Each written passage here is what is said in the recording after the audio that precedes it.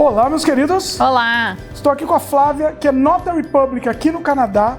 E hoje a gente vai falar num assunto muito sério, que muita gente não dá a devida atenção, e a gente vai falar dos problemas disso, inclusive. A importância de se ter um testamento aqui no Canadá, né, Flávia? É que a legislação é bem diferente do que a gente está acostumado no Brasil, principalmente para quem vem para cá, independente do seu status imigratório, e vem com família, com filhos menores de 19 anos, é muito importante ter um testamento em ordem. A gente vai saber por quê depois da vinheta.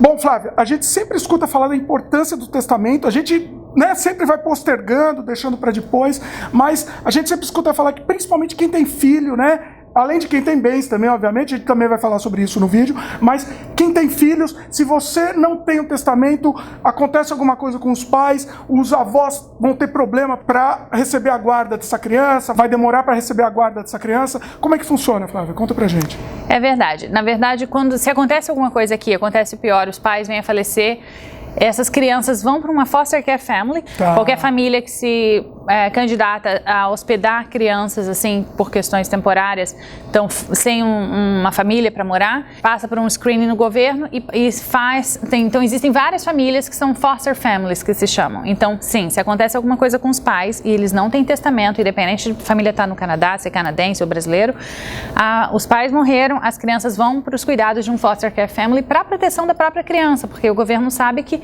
essa família vai ser uma família adequada e já foi feito um background check nessa família para que essa família possa cuidar de crianças menores de idade.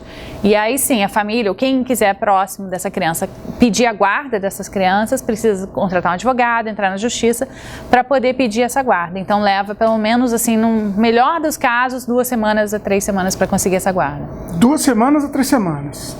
Tá, mas você consegue, é possível ou é muito difícil? Não, é possível. Tá. Só leva esse tempo porque o governo está tentando proteger a criança. Então ele vai fazer, uma vez que essa pessoa pediu a guarda, o governo vai fazer background check, vai fazer vai fazer entrevista com um assistente social para ter certeza que essa pessoa vai ser capaz de cuidar dessa criança e também tem as condições financeiras para tal.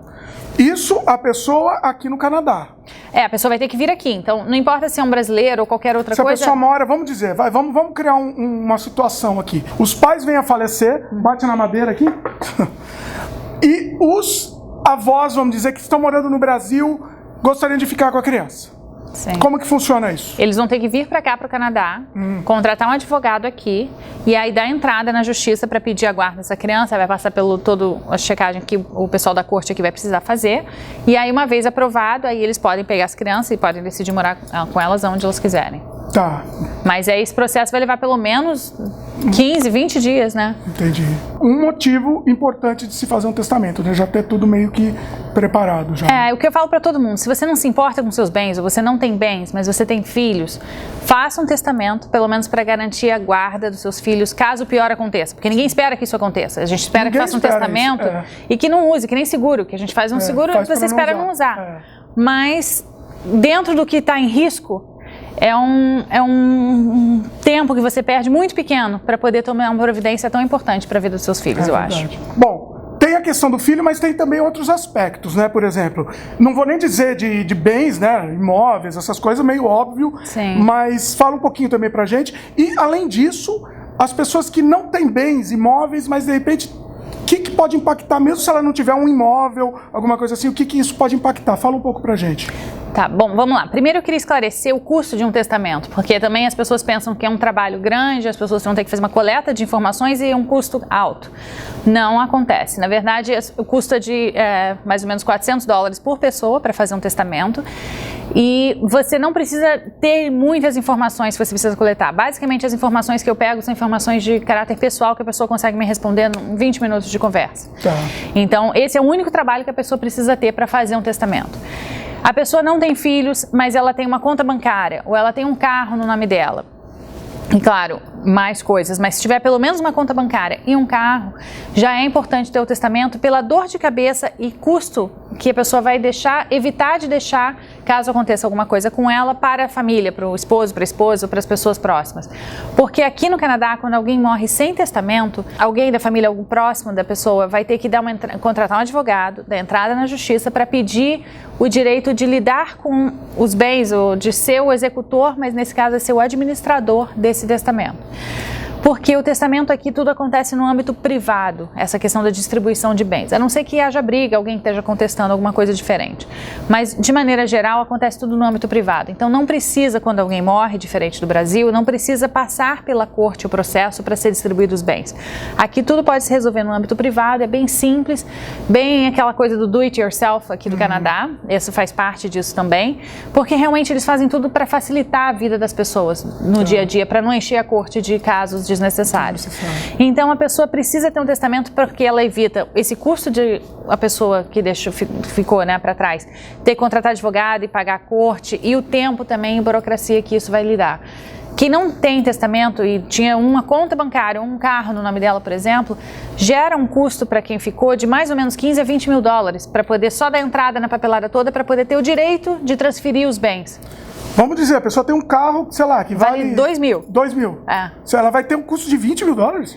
Então, aí é que tá, porque ela tem esse custo independente dos bens que foram deixados. Olha. Ela tem esse custo para contratar um advogado e aí dar entrada na justiça para poder ter o direito de administrar os bens. E quando a gente está falando de bens, a gente está falando de uma conta bancária, independente do valor que ele tenha, só a questão burocrática de poder ir lá, assinar e fechar essa conta. Ou seja, não vale nem a pena, então deixa lá. É o que a maioria das vezes acontece quando alguém morre sem testamento e que tinha muito poucos bens. Sério? Só que aí fica com o nome daquela pessoa, assim, com coisas em aberto, porque você não fecha cartão de crédito, você não fecha conta bancária, você não consegue tirar, o carro vale 2 mil só, não vou pagar 20 para transferir o carro, então deixa o carro para lá e aí, fica devendo, por isso mesmo. fica com dívida. Mas essa dívida vai para alguém? Não. Morre com a pessoa? Morre com a pessoa. Tá.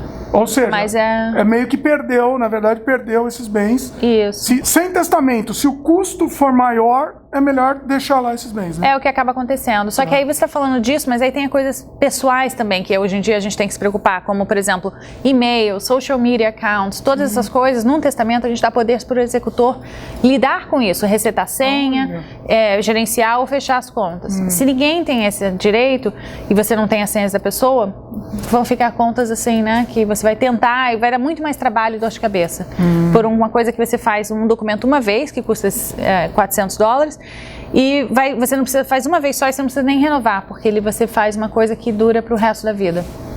Muito interessante, não tinha nem ideia disso. Tem várias coisas que às vezes a gente não se atenta, mas, por exemplo, quem tem animal de estimação, quer pensar em algum lugar, porque se morre alguém que não tem testamento, quem está em volta, se a pessoa falar, eu não quero esse cachorro ou esse gato, aí o gato vai parar para esse abrigo de animais, né, de rescue animals. E aí, normalmente, as pessoas que têm animais se atentam em colocar também no testamento quem eles querem que tome conta do cachorro. E aí, às vezes, eles falam, eu quero que deixe, sei lá, um fundo de $10 mil para que a pessoa que vai tomar conta do cachorro possa cuidar de alimentação, saúde, todas essas coisas para o cachorro. Cara. Eu já tive um cliente que deixou um fundo de $1 milhão. Ela não tinha filhos, deixou um filho de seu cachorro. Ela deixou $1 milhão, fundo de $1 milhão para quem ficasse com o cachorro dela e nomeou lá 2 pessoas. Sensacional, esse cachorro queria. Mas são coisas assim que a gente não se atenta, porque são pequenas coisas que fazem parte do nosso dia a dia, que se você não tiver mais aqui, alguém tem que resolver por você. Sim. Ir no banco, fechar conta, fechar cartão de crédito, pagar o último imposto de renda aqui no Canadá, depois que a pessoa morre, a gente tem 3 meses para mandar o último imposto de renda daquela pessoa. Olha só. Coisas assim. Nossa, é coisa que a gente nem imagina, né? Assim. Não. E aí, com o testamento, você está protegido de tudo isso. Resolve tudo É meio que automático. Todos esses itens, você não precisa nem falar, na verdade. Você precisa falar os bens. O que você precisa falar? O que você precisa para fazer um testamento? A gente só... Quando eu estou fazendo a entrevista com a pessoa, eu faço dois appointments, tá? O primeiro é uma entrevista que pode ser feita pelo telefone ou pessoalmente, onde eu pego informações pessoais, assim, nome completo, como é que está legalmente registrado assim, assado, pego a lista de bens da pessoa, e aí mando um rascunho para a pessoa por e-mail. Depois a gente, no segundo appointment, se encontra pessoalmente, aí a pessoa tem que vir até aqui em Langley, que é o meu escritório, e a gente lê o documento, eu explico o documento conforme a gente está lendo, e aí no documento a gente vai estar mostrando que, embora você listou que hoje você tem um apartamento na esquina A com a esquina B, a gente vai estar fazendo um testamento pensando que esse documento vai estar válido daqui a 50, 60 anos. Excelente. Você não vai ter mais esse apartamento na esquina A com a B, você vai ter 10 apartamentos agora. Sim. A maneira que é redigido o testamento hoje, e, by the way, teve uma grande mudança na legislação em 2014. Então, a partir de então é que mudou essa redação do testamento para que ele seja redigido de uma forma, legalmente falando, que seja atemporal. Tá. Então a gente redige de uma forma que vai cobrir todos os bens que você tiver na data da sua morte, independente do que você tem hoje. Por isso que as pessoas não precisam se preocupar, mas eu estou pensando em ainda ter filho. Não tem problema. Você pode fazer o testamento hoje e não ter filho nenhum, e o testamento cobrir a sua situação daqui a 50, 60 anos, que você vai ter filho, neto e um monte de imóveis, por exemplo.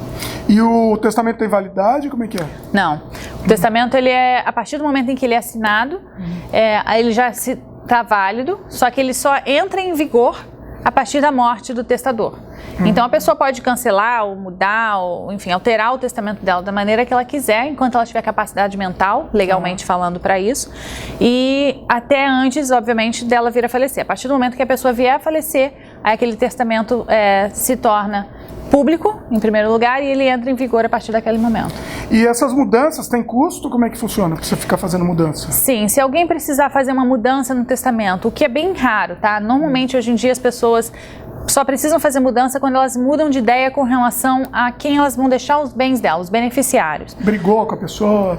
Alguma coisa assim. Porque, por exemplo, a pessoa coloca hoje que ela quer a fulaninha para ser o guardião do filho.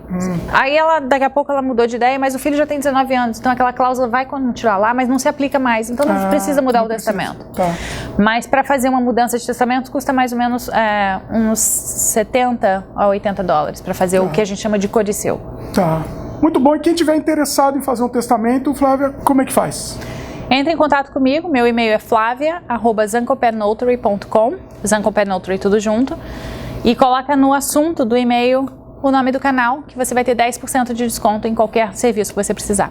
Pois é, no assunto do e-mail você digita lá, Canadá Diário, que você vai ter direito a 10% de desconto. É um excelente desconto, vale a pena realmente. A gente recomenda o serviço da Flávia. Assim, a maioria dos brasileiros daqui trabalham com a Flávia, assim, ela é a referência aqui do pessoal. E eu adoro atender brasileiro, então serão sempre bem-vindos. Muito bom. É isso aí, os contatos estão aqui na tela e também na descrição do vídeo. Queria agradecer a Flávia mais uma vez. Obrigada a você pela oportunidade. Obrigada, gente. Sempre aprendendo aqui com os vídeos da Flávia, eu aprendendo muito, pessoal. Elogia bastante também, porque é muita informação que a gente não tem nem ideia, né? Esse vídeo também eu aprendi muito. E vocês comentem aí, o que vocês querem saber mais sobre o assunto testamento? É um assunto meio pesado, né? Mas assim, eu acho que é importante ser falado. Assim, é importante, é uma coisa que você vai lembrar uma vez e depois você esquece que fez. Né? É exatamente isso. É uma coisa que você se preocupa uma vez, é um assunto chato que ninguém gosta de falar. Você faz uma vez e esquece, guarda isso na gaveta e esquece pro resto da vida. Pois é. É isso aí. Gostaram do vídeo? Dá um like pra gente, adicione os favoritos, comente, divulgue, se inscreva no nosso canal se ainda não se inscreveram, clique no sininho de notificação para sempre receber as novidades. Valeu e até a próxima. Tchau.